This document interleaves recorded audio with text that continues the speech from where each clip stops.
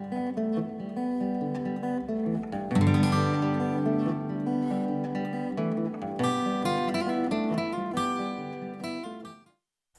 to Exploring Santa Cruz, a bi-weekly program on KSQD 89.5, 89.7, and 90.7 FM, and streaming live on kskd.org. I'm your host, Mathilde Rand. My guest is Amity Sandage from the County Office of Education Environmental Literacy Coordination. Welcome, Amity. Thank you. I'm excited to be here. What was your path you took to get to this position, this interesting position at the County Office of Education? It is an unusual position at a County Office of Education. I'm the second full-time environmental literacy coordinator at County Office of Education in the state of California. I am so privileged to be in this position, and we're making progress across the state to grow this position to be in every county across the state. We're up to over 10% of counties now have them after I just became the second. And my work was always at the intersection of formal education schools in both the K-12 system and college systems, and the informal education of students getting out into nature and into the environment through programs in parks, in museums. And those experiences really made me feel that having that connection between the formal and non-formal education system was the magic that makes the learning more relevant and meaningful for students. Yeah. You have contact with the youth, but you do not necessarily teach anymore. You used to be a teacher?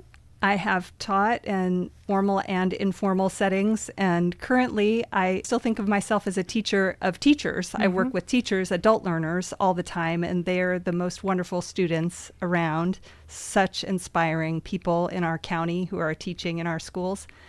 But I also get my fix with youth every week, meeting as the advisor with Santa Cruz County Youth for Environmental Action, our youth leadership group at the county. And I understand you recently went to a conference.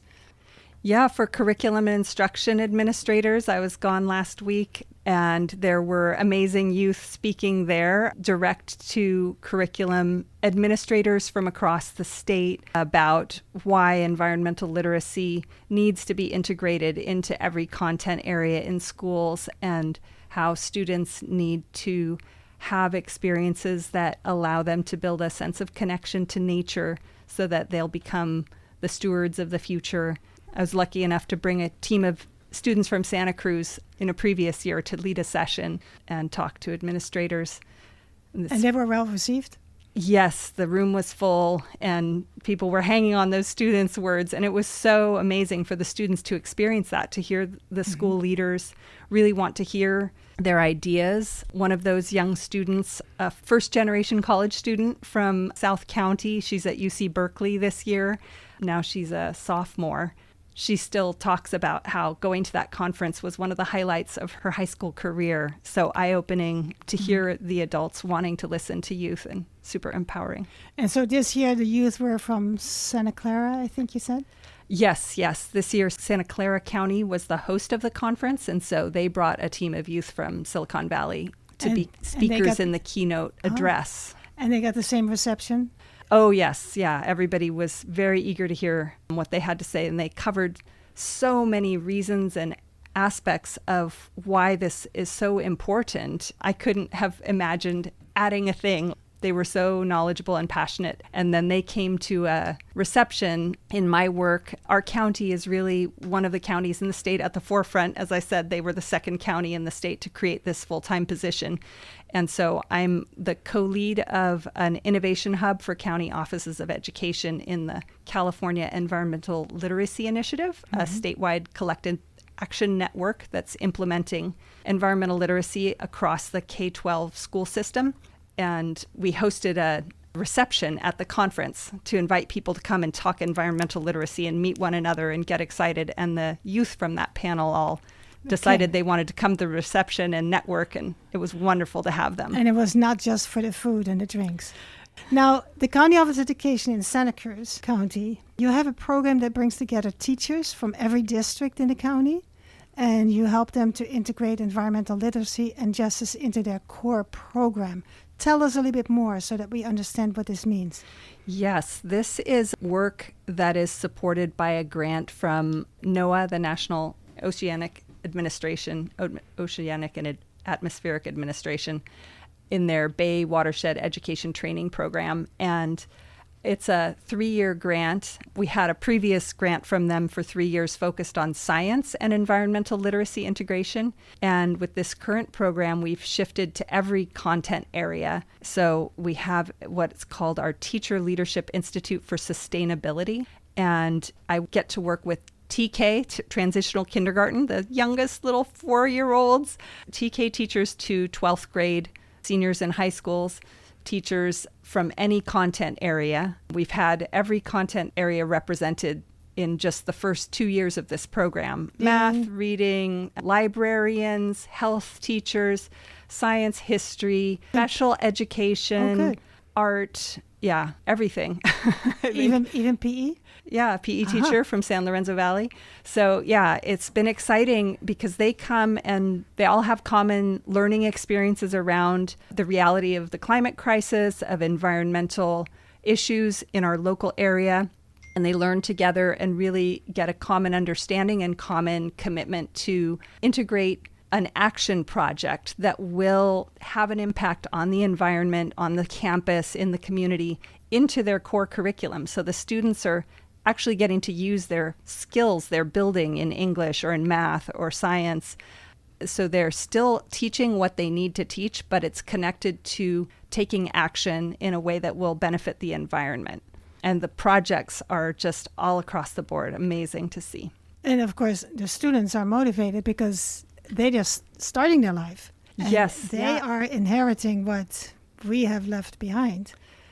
Yeah, and learning about climate change and learning about environmental overconsumption, ecological overshoot, as they call it, can be scary and sad. And so it has to be paired with hope and solutions and taking action. And so that's a major part of the program. You can't not teach it because of being afraid to teach it. It has to be addressed, but in a way that brings hope and empowerment. Can you give me an example of a teacher who is integrating math, science, history, and environmental and social justice? I can give you so many examples, but one that I can share that I'm just so amazed by, and there's a wonderful article up online if you searched for a blog from this educational data source company called Tuva Labs. Satina Ciandro at Watsonville High School has been teaching science for years there, and she's a science and CTE teacher, and she's in the Teacher Leadership Institute for Sustainability, and really took the trauma-informed practices that we were focusing on and the action project part of the Institute and integrated things into her lessons to look at heat islands in Watsonville and on campus. So students took the temperatures around the neighborhood and the school and looked at temperature maps and did a lot of work with data, which was the purpose of the lesson from this Tuba Lab data set. But then they also looked at redlining maps and saw how the maps from redlining map almost directly onto the maps of where there's less tree canopy in neighborhoods. And that's where you get these heat islands. And it's just a huge environmental justice issue that communities with less resources have fewer trees, fewer access to nature, and higher temperatures, which actually cause health issues in our schools and in our community. And so the students learned about that, which was this amazing intersection of health and history and science and data. And then they made podcasts that they submitted to KQAD to teach others about this issue in their community. And then they are also working on tree planting projects in Watsonville. Wow. Tell us a little bit about the redlining, because maybe not everybody knows what that is. Laws that the U.S. had in the 1900s that prohibited people of color from purchasing houses, owning land, buying houses in certain areas that the banks decided they wouldn't give people loans in those areas and excluded them from home ownership, which then meant that those people really lost out on building equity, which is a huge driver of where people's wealth comes from now, generations later. And it persists to this day in these neighborhoods where people were not allowed to get loans to purchase their homes and had to continue renting. And so that means that there are fewer trees there, so their health is declining. Yeah, trees, higher canopy of trees definitely correlates with all kinds of health benefits. It not only lowers the overall temperature, so you have less heat-related distress and incidences for people, but it also provides mental health benefits. That's research shows. And just seeing trees from a classroom is also shown to correlate with better test scores and higher academics as well, better academic results. Well, when we come back, I want to hear about trauma-informed teaching. But let me tell everyone that you're listening to Exploring Santa Cruz on KSQD. And I'm here with my guest, Amity Sandage, who is the County Office of Education Environmental Literacy Coordinator.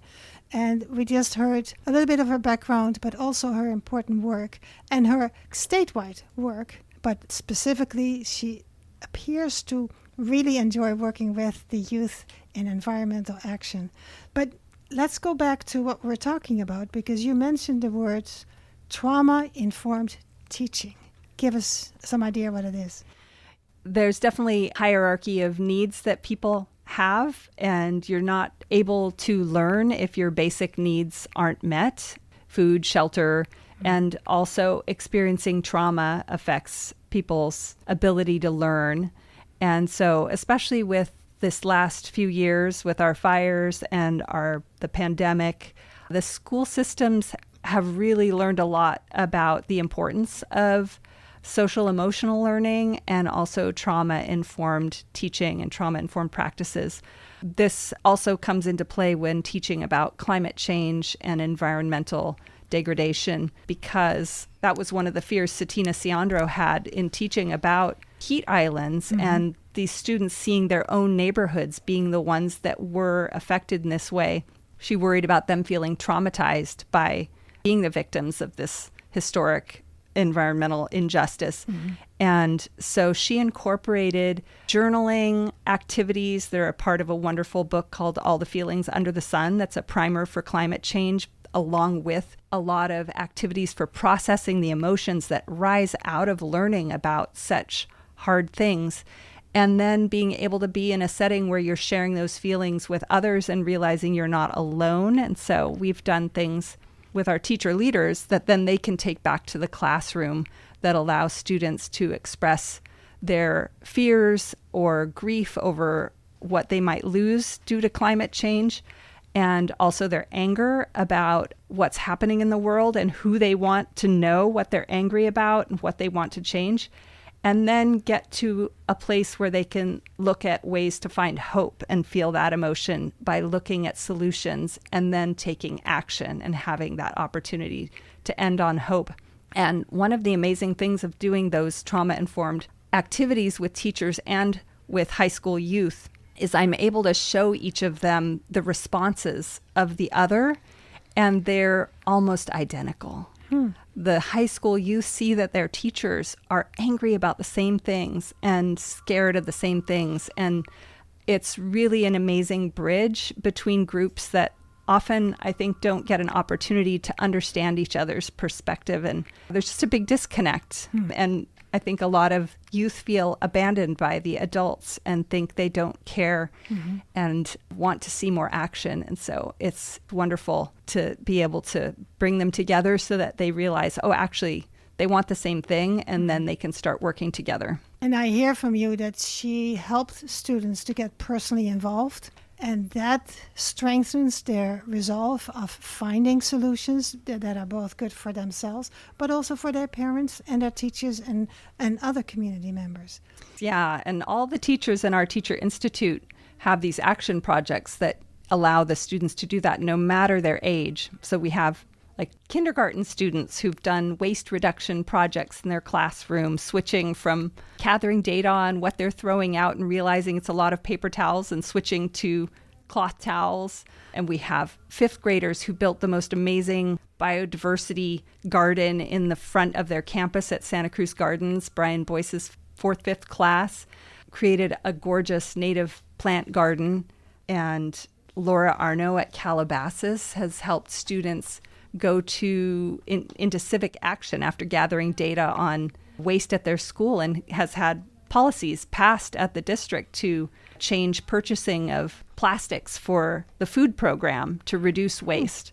So Tell many me a little bit more amazing about things. That sounds, because I used to work in the schools, and I was always amazed. They would get a little tissue and, Yes, and yes. a fork and a spoon, and it was all in plastic. And Yeah, that still happens in some places, but not in their classroom. Laura Arno's green team, they collected data on the trash at their campus and found all these forks and plastic wrappers, and did a bunch of research into it, interviewed students, and they found that students were having to take a whole packet like that just to get the napkin. And they were tossing the rest of it. So then they went to their administrators and ultimately the board and got napkin dispensers instead and fork dispensers, so students can just take what they need of the thing that they need and not have this whole package that gets wasted.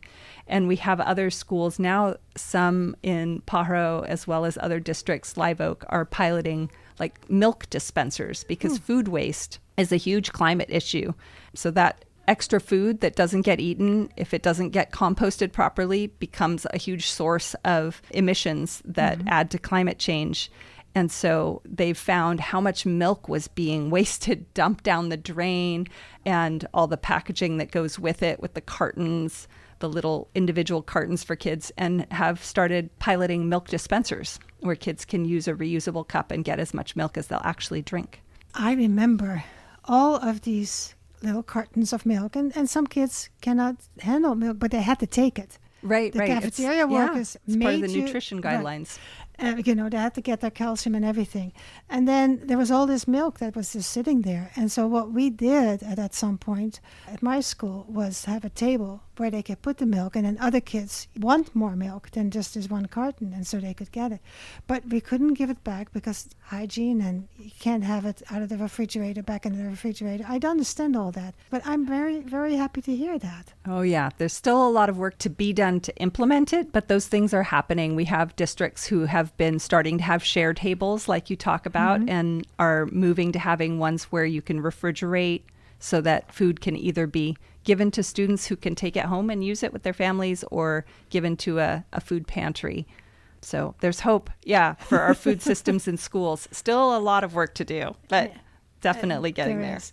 You talked about your Teacher Leaders Institute. Is there any sharing going on between the teacher leaders from the different schools? Oh, yes. So exciting, because teachers don't get to meet other teachers from even from their own district sometimes at other schools. It can be a very isolating job. It's a wonderful job. There's autonomy in some ways, but then also collaboration is just magical for teachers. And so having the teachers get to collaborate across districts and grade levels, and also the Institute includes non-formal educators from a range of environmental education partners in our county. So California State Parks, Coastal Watershed Council, the Seymour Center's been part of it, just the Bird School Project. I can't name them all off the top of my head, but there's like 12 different organizations that send their educators, and they are the experts at taking kids outside and teaching outdoors, and the classroom teachers learn from them,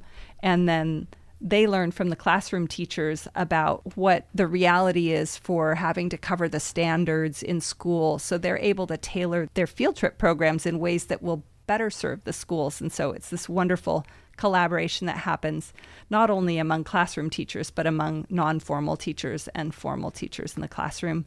And then all of the participating teachers create a green classroom profile that summarizes their journey through that institute and what they decided on with their students to be their action project, and tells the little, like a synopsis of it.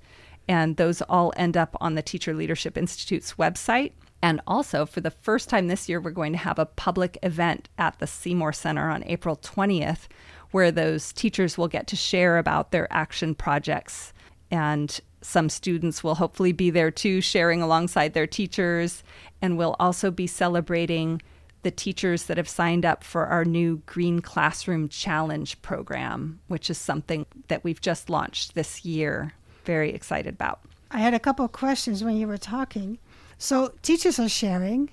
Is the school sharing with parents, with all the classrooms? Is there any celebration going on inside the schools? Yeah, definitely. That event is open to the public. And this Green Classroom Challenge that we've started is meant to be a way to find more of the teachers interested in this work and encourage them to join all of these ones in the Teacher Institute for Sustainability that are really champions. And for a teacher to join the challenge, all they have to do is commit to introducing the challenge to their classroom and deciding as a classroom community on 5 new sustainable actions that they are all going to take as a class. And so there's a whole list, a checklist of items that they can review, and they submit a form that tells us what they already do. Like maybe they already turn off the lights when they leave a room, or they turn off the water when they brush their teeth, although they're all school related, so it wouldn't have toothbrushing. But there's energy related ones, water, spending time in nature that will help build your sense of connection, and all kinds of actions that any student can take. And then they submit that form with what they already do and 5 new ones that they all commit to. And all of those teachers are going to be invited to the celebration to be recognized, and they'll get to hear the stories of the new folks. And we also give all those teachers tools to share about the challenge with their students' families, like send it down in the newsletter that they send home, and encourage families to think about doing these things. And the actions are all aligned to the county's Green Schools program. So in our county, schools can get like Green Business Certified. It's a similar process. Yeah. And so this Green Classroom Challenge is a way to kind of get people in to start thinking about getting Green School Certified at their school. If we see a lot of classrooms taking part, then they're really halfway there. So as you were talking, I was thinking, okay, there's a lot of emphasis on the environment. We say integrating in all the... Do teachers find that students are more interested in reading, even though they might not the easiest subject for them? Is there more motivation by students to really tackle some of the areas that they're not strong in? In my experience, yes, that these kinds of projects where there's a real live impact are so motivating for students to push to do things that they don't usually do. Brian Boyce, the wonderful teacher who did the garden at Santa Cruz Gardens, talked about how doing that project problem-based learning model with the garden allowed him to make all of his math relevant, calculating out how much decomposed granite they would need for the paths and how much dirt they would need, and then science doing the cuttings, because they didn't have a budget to buy lots of plants, so they grew a lot of them from cuttings, native plants, and collecting them out in the local area and writing. And then they culminated in a whole presentation that they did to the entire school out in their front amphitheater area with their superintendent there. And every student in the class had a piece of the presentation and spoke. And if you think of the range of skills those kids used, and they were so excited throughout all of it, sharing about how one miscalculation led to them having to redo all of the math and all this stuff in their presentations. It was amazing. And they did it. And they did it. It's the most gorgeous garden. You would never think, oh, 5th graders made this, but it's just gorgeous.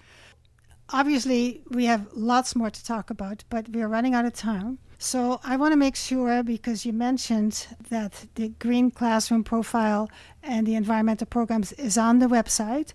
People just have to look for or Google Santa Cruz County Office of Education and environmental programs, and then you'll get there on the website. Yes, you'll get to our website, our main County Office of Education website that has links to the Teacher Leadership Institute, to the Green Classroom Challenge, to the Student Leadership Program with Youth for Environmental Action, and all the others. Some people may want to contact you. How can they email you? You can email me anytime at my first initial and last name, so ASANDAGE at santacruzcoe.org. And if they happen to have their phone next to them and say, I want to call her right now, what do they dial? My number is 831-466-5711. We're at the end of the program, so I want to thank you and people. You have been listening to Exploring Santa Cruz with Amity Sandage.